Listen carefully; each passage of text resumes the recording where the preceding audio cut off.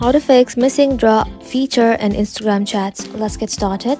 For that, first of all, open up Instagram application in your mobile device and then log into your account. Once logged in, tap on your profile icon, then tap on this three line icon. Inside here, scroll down again, and then here you will be able to find more info and support section. Tap on account status, and if Instagram has restricted a new feature, it could be due to violating community guidelines. After that, head back to your home screen, then open up your app store. Inside the search bar, search for Instagram. Once you search for it, simply tap onto it, and if you see update button, simply tap on update and let your application update to its latest version.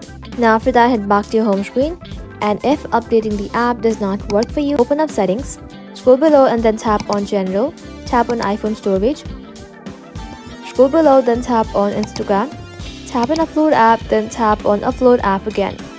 After uploading the application, simply reinstall the application.